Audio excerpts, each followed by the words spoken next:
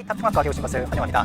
자, 요번이 네 번째 강의고요. 우리가 벌써 아주 작은 소단원 하나가 끝나는 강의에 와 있습니다. 우주 초기의 원소를 요번 시간까지 해서 딱 정리하려고 하거든요. 우리가 만난 지 얼마 되지도 않은 것 같은데 벌써 네 번째 강의고 하나의 내용이 끝난다. 여러분이 벌써 여기까지 하셨다는 것은 여러분이 벌써 어떤 공부의 습관과 어떤 끈기가 충분히 있다는 것을 증명한 거라고 선생님은 생각하고 있습니다. 여러분 이 내용에 이어서 계속해서 통합과학 즐겁게 잘 들어주셨으면 좋겠습니다. 자, 그러면 오늘은 지난번에 선생님이 미리 예고한 대로 스펙트럼에 대한 이야기를 조금 공부해볼까 합니다.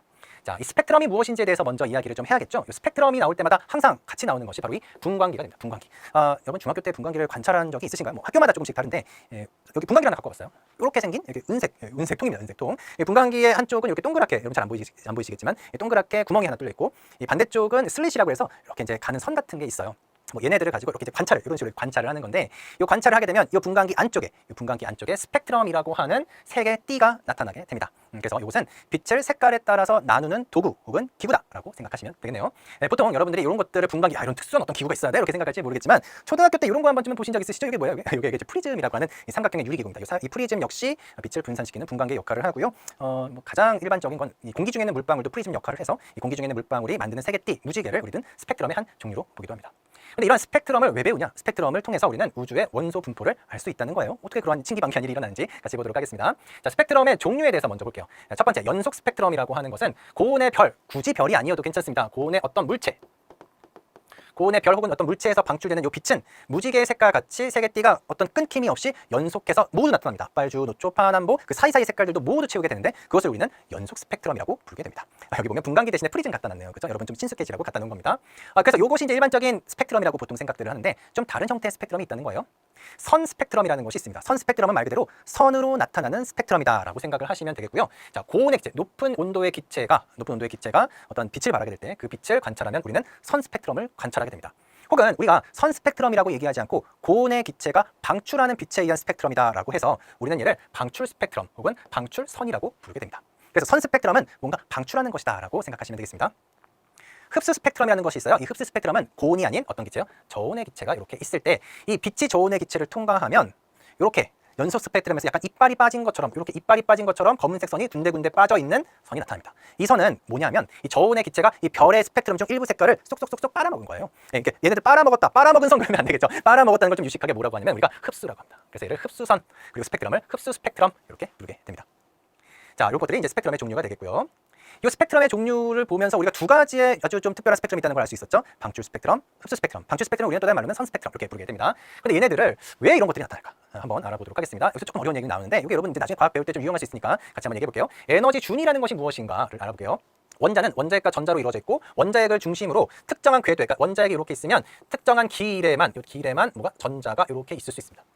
그러니까 전자는 아무데나 분포하는 게 아니라 특정한 길, 우리는 그걸 궤도라고 하는데 이 궤도에만 전자가 있을 수 있어요.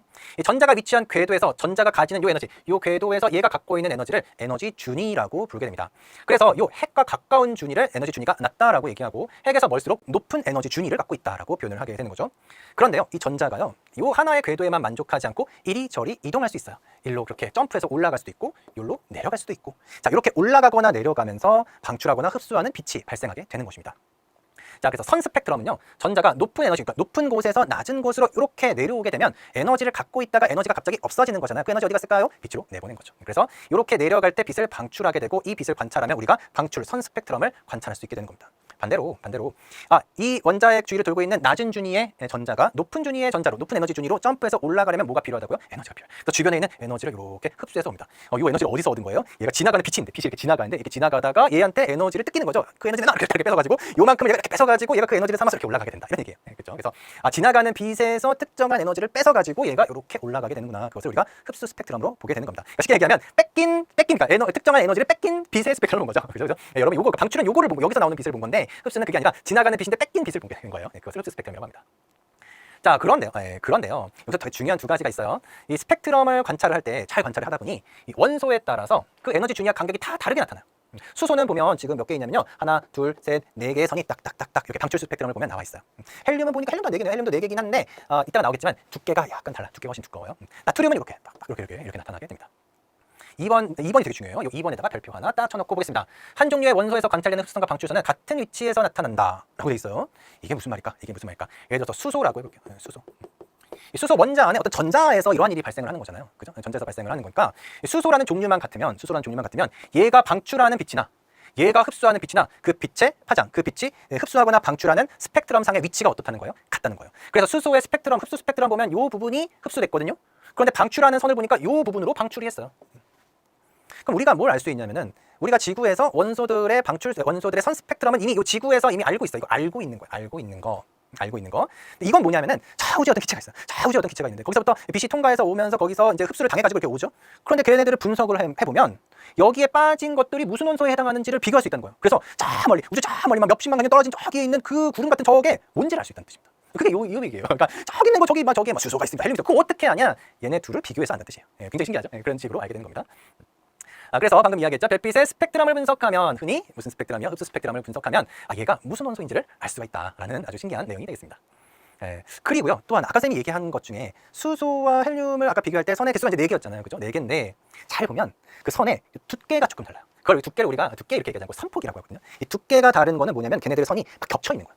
왜 겹쳐 있을까요? 얘네들이 좀 더 많아서 그런 거죠. 즉 질량이 크다는 뜻이에요. 그래서 선폭을 비교하면 얘가 많은지 적은지 그 원소들의 질량의 비들도 알 수 있다라는 아주 중요한 내용이 되겠습니다.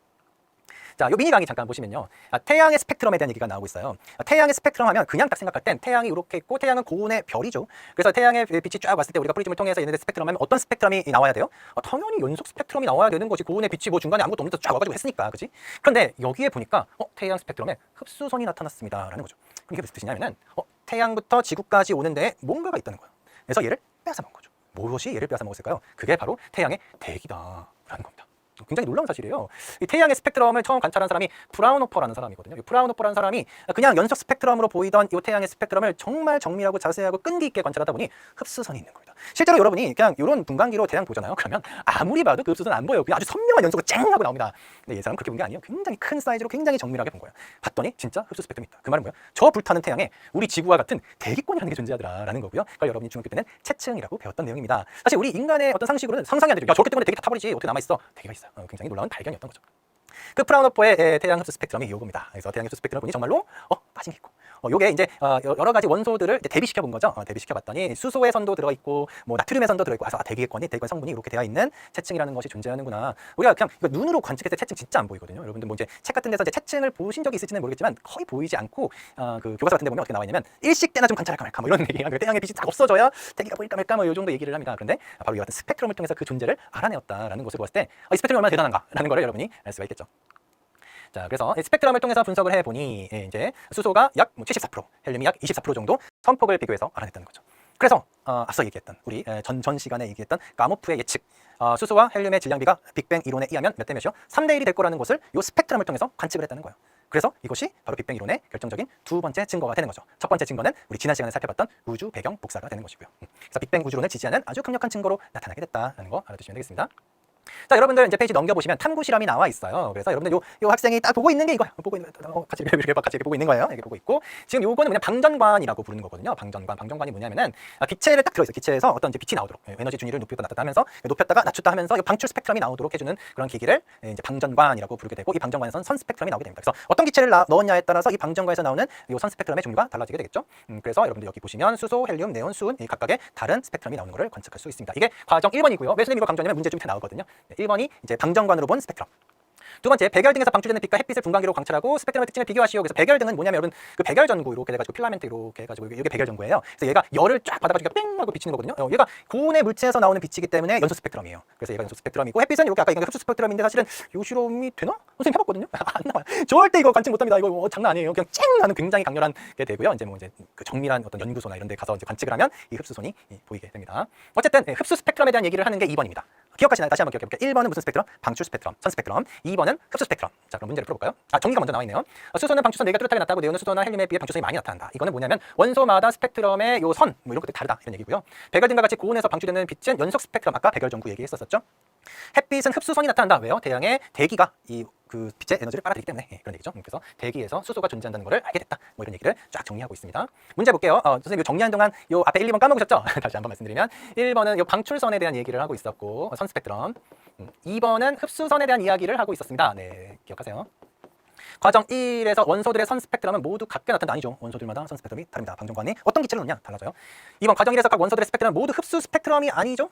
방출 스펙트럼입니다. 3번 과정 2에서 백열등 불빛의 스펙트럼은 연속 스펙트럼이다. 이게 맞죠. 그죠? 3번도 맞습니다. 3번이 맞아요. 고온에 별에서 방출된 빛의 스펙트럼은 과정 2의 백열등 불빛의 스펙트럼과 백열등의 불빛의 스펙트럼과 같이 나타난다. 여기 3번에 해당하는 연속 스펙트럼에 해당하죠. 그래서 4번도 맞습니다. 5번 과정 2의 햇빛 스펙트럼에는 수소의 선 스펙트럼에 나타나는 방출선과 같은 파장의 무슨 선? 흡수선이 나타난다. 흡수선이 나타난다. 그래서 5번도 맞아요. 그래서 답 3개, 3, 4, 5번 고르시면 되겠습니다. 2번 볼게요. 그림 가와 나는 각각 수소 기체가 들어있는 방정관과 태양을 관찰해 얻은 스펙트럼을 나타내는 것이다. 보시면 가와 나의 스펙트럼의 종류를 각각 쓰시오. 요거 선 스펙트럼, 요거 흡수 스펙트럼. 가와 나와 비교하여 알 수 있는 것은 첫 번째, 원소마다 뭐 다르다. 두 번째, 원소마다 뭐 그 뭡니까 그 방출선과 흡수선의 그 위치가 같다. 이런 걸로 통해서 우리는 태양 속에 태양의 구성 원소 중 가를 보시면 빨간색이 지금 여기 비어 있죠? 하늘색도 여기 비어 있어요. 여기 보라색도 비어 있고 남색도 비어 있습니다. 그러니까 가의 원소에 해당하는 스펙트럼 선이 즉 햇빛 스펙트럼 속에 다 들어 있죠. 그죠? 수소가 다 들어 있다. 그래서 태양 속 구성 원소 중에 누가 들어 있어요? 얘네들 중에 수소가 존재한다라는 것을 우리가 이 내용을 통해서 이해할 수 있는 거죠. 수소가 존재한다. 10번 그림은 서로 다른 종류의 스펙트럼이 관찰되는 예를 나타낸 것입니다. ABC에서 관찰되는 스펙트럼의 종류를 쓰세요. A는 연속, 그죠? A는 연속. B는 저온의 기체잖아요. C부터 먼저 할까요? 고온의 기체, 저온의 기체. 아까 무슨 차이가 있었냐면요. 이런 얘기야. 별에서 이제 열이 이렇게 왔는데 고온의 기체는 이 열을 빨아들여가지고 자기가 뿜는 거예요. 짠 하고 이렇게 뿜는 거예요. 짠 하고 이렇게 뿜는 거예요. 그래서 얘는 방출선이 나타나고요. 그러니까 선 스펙트럼이 나타나고, 저온은 이게 이 에너지를 이렇게 담을 만한 어떤 에너지를 갖고 있잖아요. 그래서 얘가 지나가는데 좀 뭐랄까 좀 얍삽하게 여기 에너지 좀 나눠주십시오 이러면서 이렇게 뺏어서 자기 막 그거 하는 거예요. 그게 뭡니까? 그게 점프하는 거죠. 그래서 흡수선이 나타납니다. 흡수선. 그래서 연소 스펙트럼, 흡수 스펙트럼, 선 스펙트럼, 방출 스펙트럼이 나타난다는 거 확인하시면 되겠습니다. 10번 그림 가와 나는 원자 속의 전자가 서로 다른 에너지 준위로 이동하는 모습입니다. 자, 전자가 이렇게 내려갈 때 높은 에너지에서 낮은 에너지로 가죠. 그때는 이 에너지가 낮아지니까 남게 되는 거잖아요. 그 에너지를 당연히 이렇게 방출하겠죠. 반면에 낮은 에너지 준위에서 높은 에너지 준위로 갈 때는 얘가 점프를 해야 되는 거잖아요. 여러분이 점프한다. 여러분 점프 요즘 잘 하시나요? 선생님 요즘 다 달리질 않아가지고 이 점프를 한 적이 얼마인지 모르겠는데, 점프를 한다는 건 사실은 되게 가격한 운동이죠. 점프를 하려면 에너지가 많이 필요하죠. 에너지를 당연히 이렇게 흡수해야 되죠. 여기도 방출이 없었네. 자꾸 쌤이, 그러니까 우리가 방출 스펙트럼이라고는 잘 안 합니다. 이거 헷갈리지 마세요. 방출 스펙트럼이라고는 잘 안 하고 선 스펙트럼인데, 요 선 스펙트럼의 요 선들을 우리가 방출선이라고 많이 얘기를 해요. 그래서 선 스펙트럼의 방출선, 그리고 요 흡수 스펙트럼은 흡수선이라고 얘기를 합니다. 그래서 그거 조금 이제 차이 잘 기억하시면 좋겠어요. 12번도 볼게요. 스펙트럼과 우주의 물질 분포에 대한 설명으로 옳은 것만을 보기 위해서 고른 것은, 기억, 우주에서 오는 빛의 스펙트럼을 분석하면 우주의 물질 분포를 파악할 수 있다. 이걸 하기 위해서 지금 우리가 스펙트럼을 공부한 겁니다. 니은 동일한 원소의 경우 흡수선과 방출선은 같은 위치에서 나타난다. 이거 중요한 내용이었죠. 이거 잘 기억하시고요. 디귿, 스펙트럼 분석 결과 우주 전역에서 수소와 헬륨의 질량비가 왜 이래? 그럼 안 되지. 이런 거 여러분들 많이 헷갈리게 내면 되게 좀 뭐랄까 치사하다고 막 그러잖아요. 많이 봤는데 3대1인지 1대3인지 봤는데 맞겠지 뭐래요. 아니에요. 안 맞아요. 3대1입니다. 수소가 훨씬 더 많이 발생한다. 잘 기억해 주시면 좋겠습니다.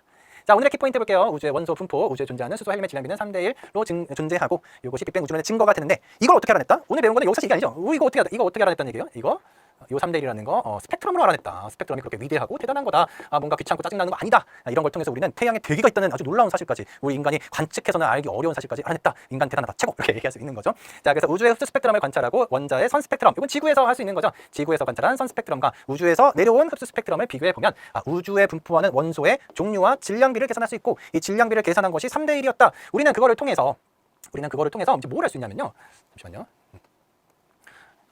우리 지금 계속 무슨 얘기하고 있었죠? 계속 무슨 물질의, 그러니까 기본 입자들에 대한 얘기를 하고 있었습니다. 그래서 기본 입자부터 원자가 생겨나기까지, 그걸 생겨나게 한 사건이 뭐였습니까? 바로 빅뱅 대폭발 이론이었죠. 그렇죠? 빅뱅 이론의 증거가 우리가 지금 계속해서 이야기하고 있는 것들입니다. 빅뱅의 증거가 지금 결론적으로 2개가 있다는 거예요. 첫 번째, 지난 시간에 배웠던 우주 배경 복사.